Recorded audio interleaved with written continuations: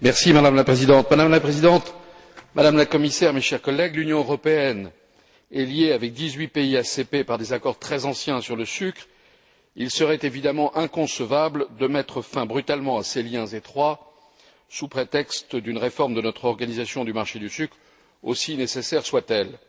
La réforme de l'OCM Sucre aura bien sûr des conséquences économiques et financières extrêmement lourdes dans les pays qui ont pu, jusqu'alors, exporter vers le marché de l'Union.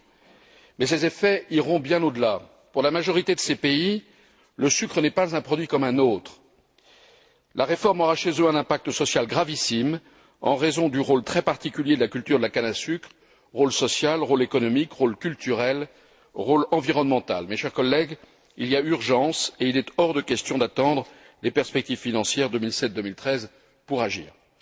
Il est donc de notre devoir de prendre maintenant, vous venez de le dire, Madame le Commissaire, des mesures applicables dès 2006 et éventuellement reconductibles en 2007 pour accompagner les premiers efforts de restructuration de l'industrie sucrière ou de diversification de l'économie de ces pays.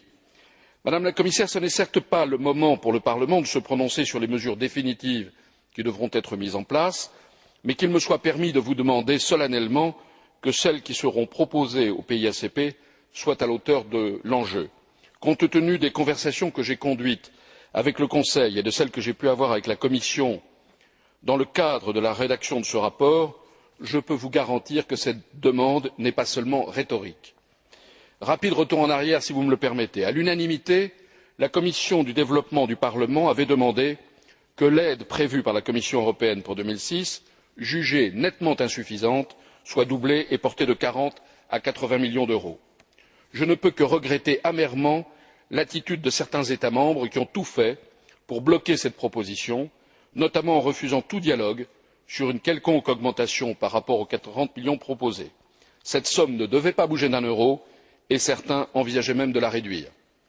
Je ne peux également que regretter l'attitude de la Commission qui fut sourde aux appels incessants et unanimes des pays ACP pour obtenir un montant supérieur. En refusant de revenir sur ce chiffre, manifestement très sous-évalué, la Commission imposait au Conseil une décision unanime pour augmenter la somme proposée, autant dire mission impossible, en dépit des efforts de la présidence britannique, je tiens à le souligner. Malheureusement, je ne peux enfin que regretter d'avoir été battu ici même au cours de la discussion budgétaire.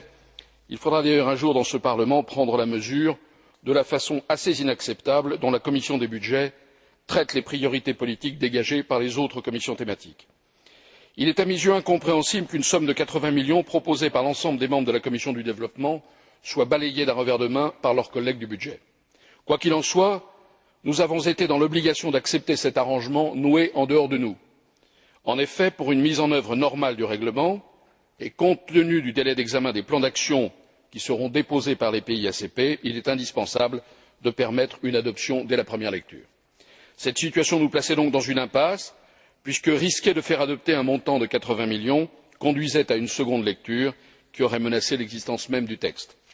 Certes, je le répète, le niveau de l'aide est clairement insuffisant, mais ces pays ont besoin de cet argent maintenant et ne peuvent se permettre d'attendre sous prétexte que le Conseil, la Commission et un certain nombre de nos collègues ne sont pas prêts à honorer les engagements et la parole de l'Union européenne. Madame la Présidente, une fois n'est pas coutume, cette attitude est une attitude, à mes yeux, à très courte vue.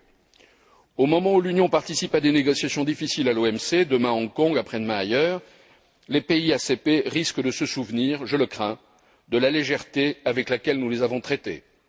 En conclusion, Madame la Commissaire, après l'adoption de ce règlement, l'évolution de ce dossier sera entre les mains de la Commission européenne et dépendra finalement largement de l'accueil qu'elle réservera au projet des pays ACP. Je souhaite que le Parlement soit régulièrement tenu informé dans sa commission du développement, que je tiens à remercier de son soutien permanent, dans sa commission du développement, disais-je, de l'évolution de ce dossier essentiel. Je vous remercie de votre attention.